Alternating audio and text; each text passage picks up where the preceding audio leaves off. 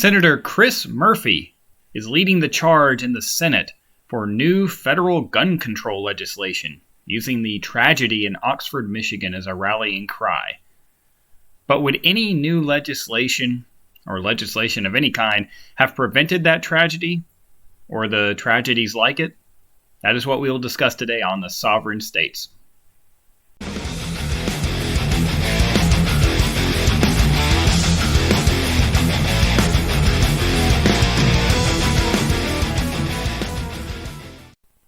Hey everyone, welcome to the Sovereign States. My name is Brian. Hope you're having a great day today and getting ready for the holidays. I know we are in my household. My kids are super excited, and so am I. But I hope you're doing well, and I appreciate you stopping by to check out the channel. So, Senator Chris Murphy, Democrat from Connecticut, has become the leading voice in the Senate on all things gun control. I think Joe Biden is relying on him pretty heavily to lead the charge for some new legislation. He's talking a lot about the latest tragedy in Oxford, Michigan, and saying that's the reason we need to do this, that, or the other thing. But I'm not convinced, and I don't think anybody else is really either, that anything that he's talking about would have prevented that tragedy from happening. It's incredibly unfortunate that happened, and you know we hate seeing those things that seem to happen way too often in our society. But the fact is, would any of the legislation that they're currently proposing, particularly the House bill about expanding the federal involvement with background checks, would it have actually done anything? That's really the question. So this from CNN. Connecticut Democratic Senator Chris Murphy said he continues to work with his Republican and Democratic colleagues, Republicans, sure, to pass gun safety legislation, especially after the deadly school shooting last week in Michigan. And this is a quote from him. "The fact of the matter is we have the votes in the House," well, of course you do, for that particular piece of legislation. It already passed in March. "In the Senate for universal background checks bill.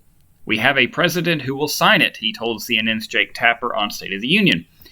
"It's the rules of the Senate that prevent us from passing. And we probably have 52, 53, 54 votes in the Senate for this." I would like to ask him who. Who are the...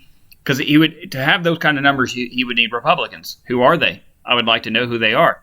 I'm not that I'm, going to attack them or anything like that.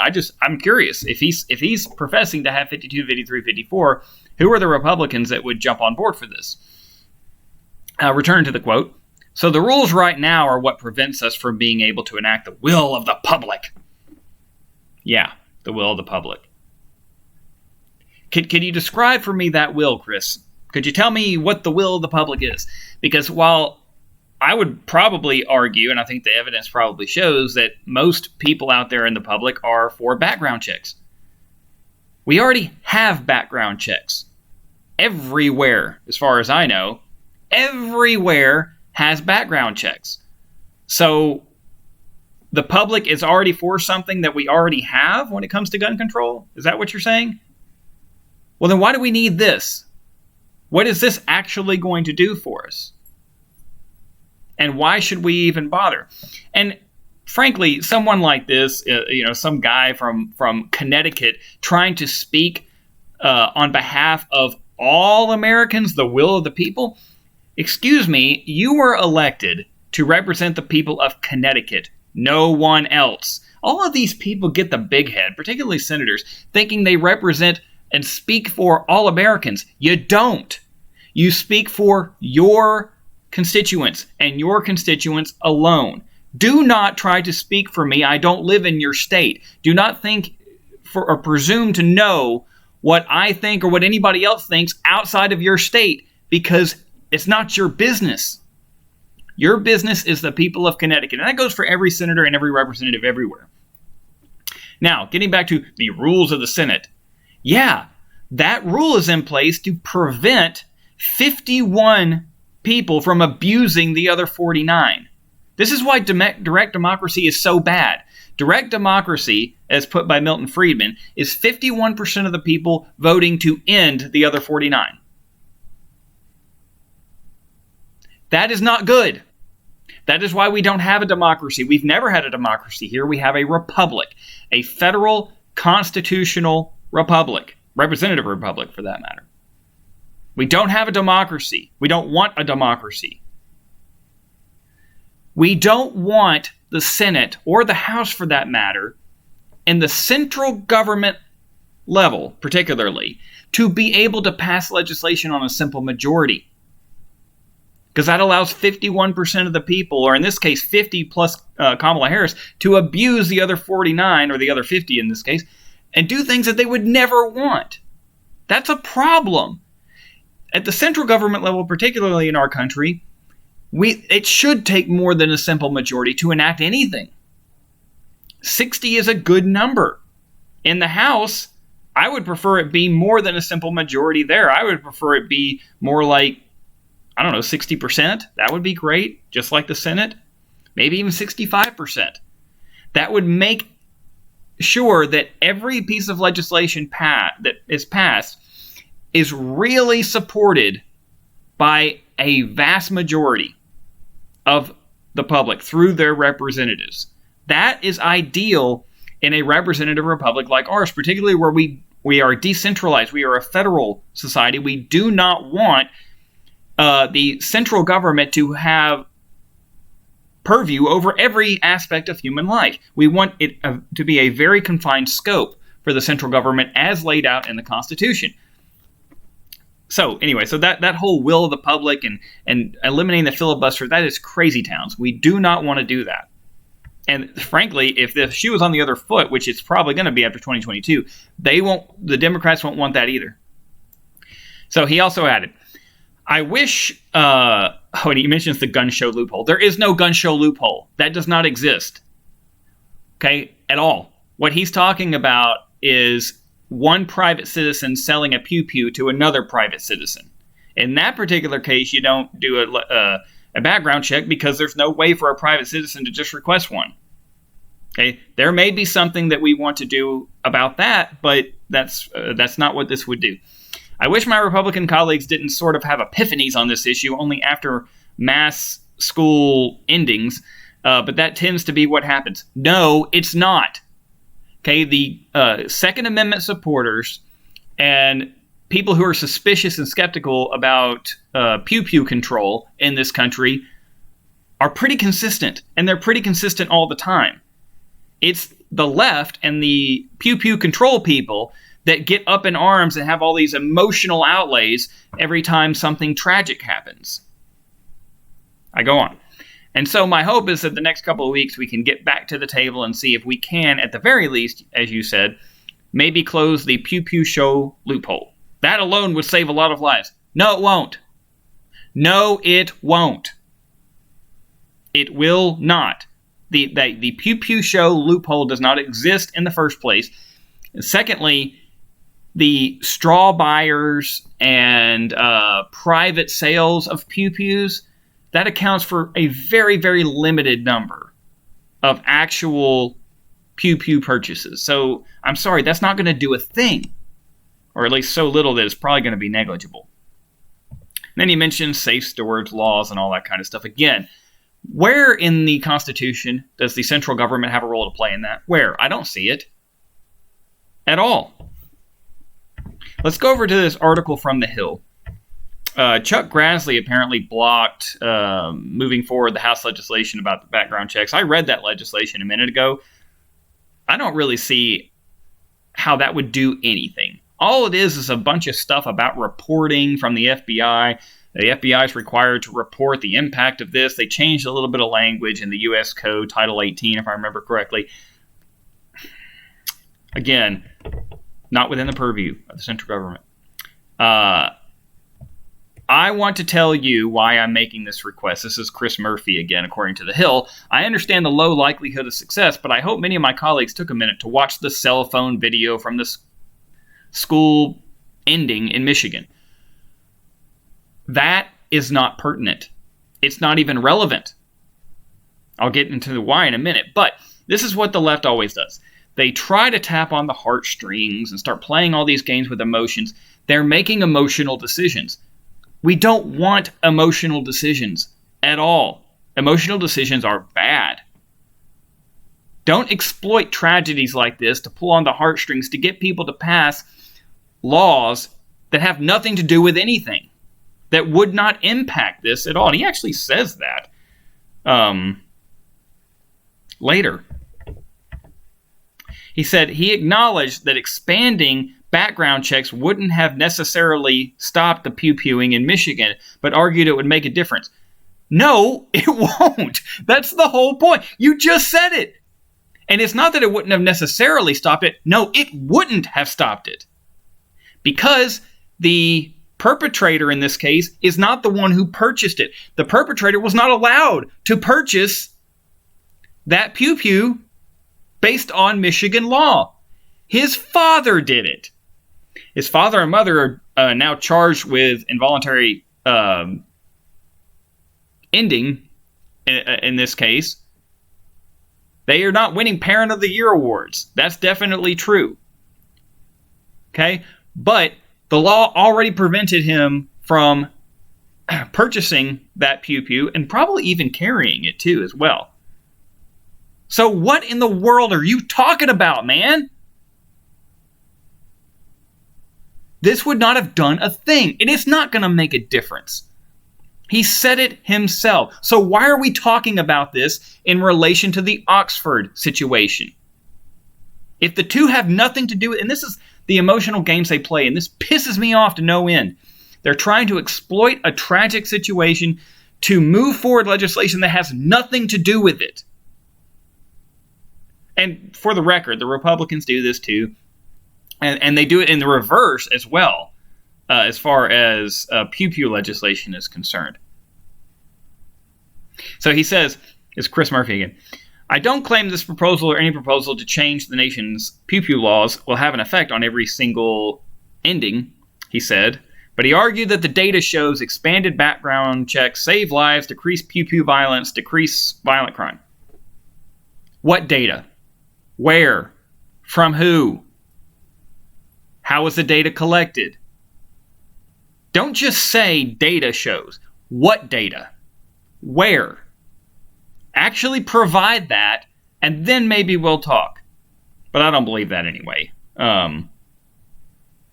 So he says that the Enhanced Background Checks Act of 2021, this is that House legislation, would require new background check requirements for pew-pew transfers between private parties. Okay. That may be a good idea, but not from the central government level.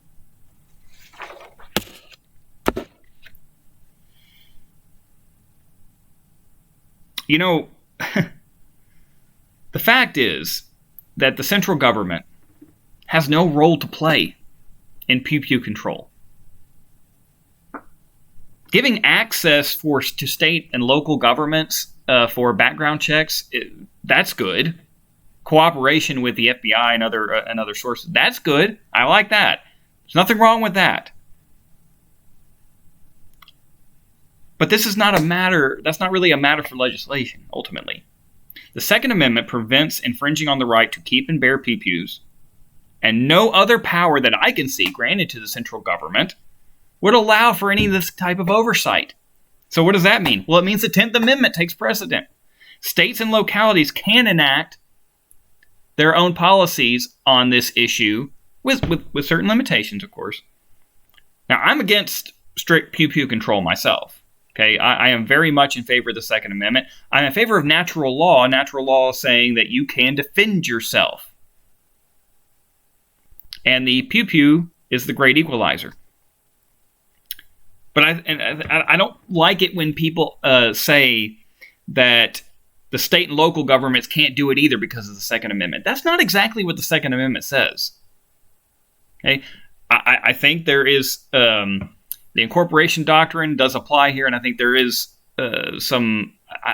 I don't think a state or locality can just ban altogether. Like the Heller decision was a good decision, but if Chicago wants to have certain laws that aren't too stringent, don't completely violate the Second Amendment, but they're stricter than, say, I don't know, Nashville's or Utah's or whatever, I don't see a problem with that.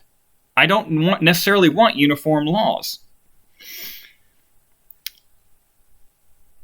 The fact is that localized control over this issue is really where we want to go. Federalism. As much as possible.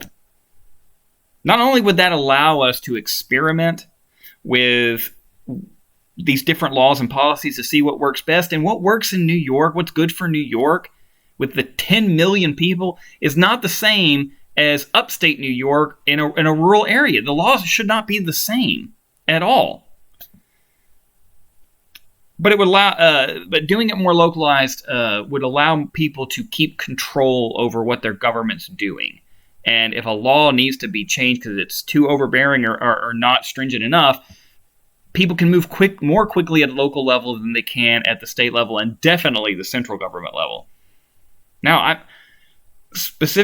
I'm not really against red flag laws. I think red flag laws are a good idea, and there's a reason for that I'm going to get into in a minute.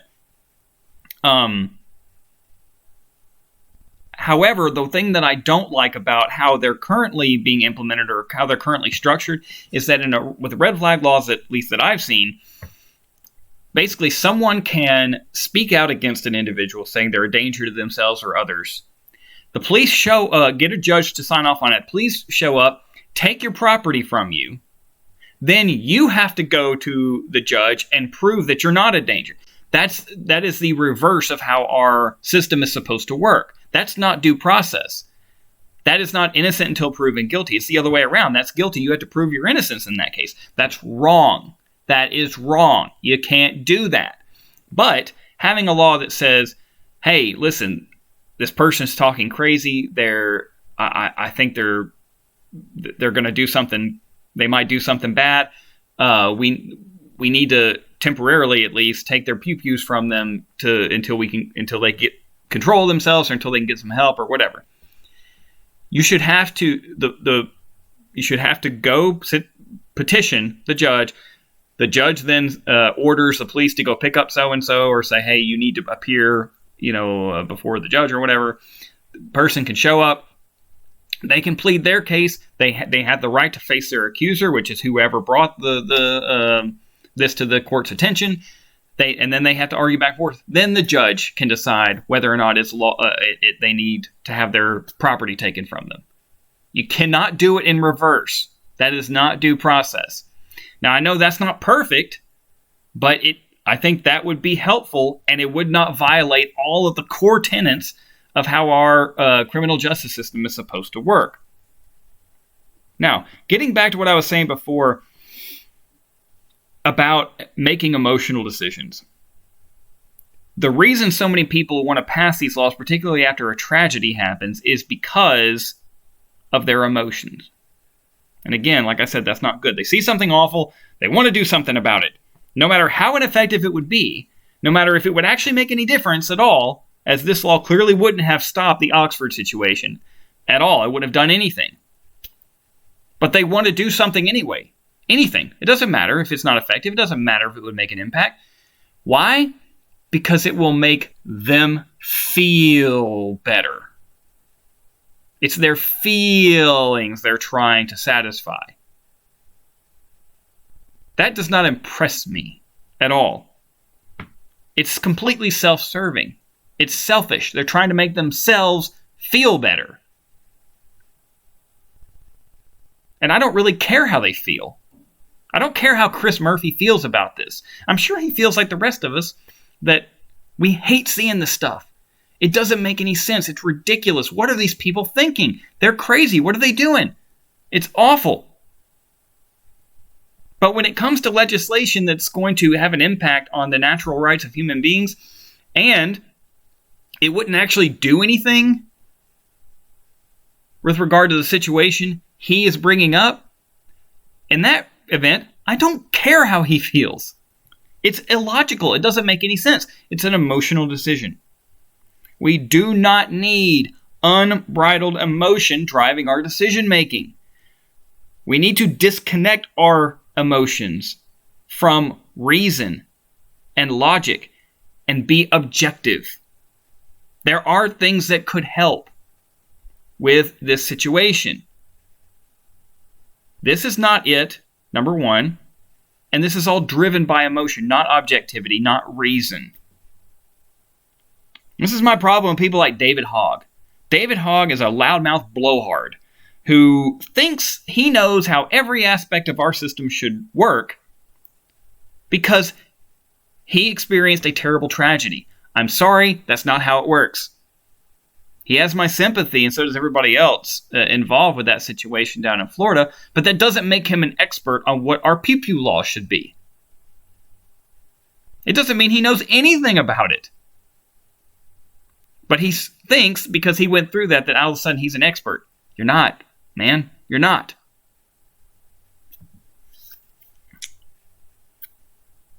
This is also the tragedies we're seeing over and over again. It's not really a pew-pew issue at all. It's a mental health and societal issue. This is a symptom of our society breaking down. A society that no longer believes in itself, and people are succumbing to despair and fear and meaninglessness. They've lost their purpose, and that causes people to lose their mind.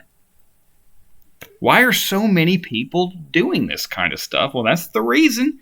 It's not because they have access to a pew-pew. Tons of people have access to pew-pews. Everybody does in this country. But hardly anyone, in the grand scheme of things, in perspective, are doing this kind of stuff. Think about how many school days we have, how many schools we have, and then multiply, and you'll figure out how seldom this happens, even though it is happening a lot more now, and we don't understand, and we can't understand why. Owning or having access to a pew-pew is not a crazy pill. It does not make someone insane to do something like this at all. So why, then, is this happening? We've always had pew-pews in this country to great abundance, more than any other place on the planet. But it's only till relatively recently that we've seen these kind of tragedies happen over and over and over again. This senseless, completely irrational violence. That is what we need to address, and I don't have the answer. Okay, I don't know what we need to do to address it. But it's not regulating the pew-pews that is the problem. It's not the pew-pews themselves that are the problem. Because a pew-pew doesn't do anything on its own. It needs a person to operate it. And in the hands of a crazy person who is deranged and is just dead set on crapping on everything, we need to figure out why they're like that. What is causing people to go off the deep end like that? That is really the only way. And this kind of stuff that Chris Murphy's talking about, I know it'll make him feel better, but it's not really going to do anything. And this is not an issue for the central government in any of it. This is a state and local issue. Pew-pew control and laws like that have always been and always should be. Anyway, that's my 2 cents on it. This is a terrible, awful situation, but Chris Murphy is wrong. He's wrong. And it's not just a few senators.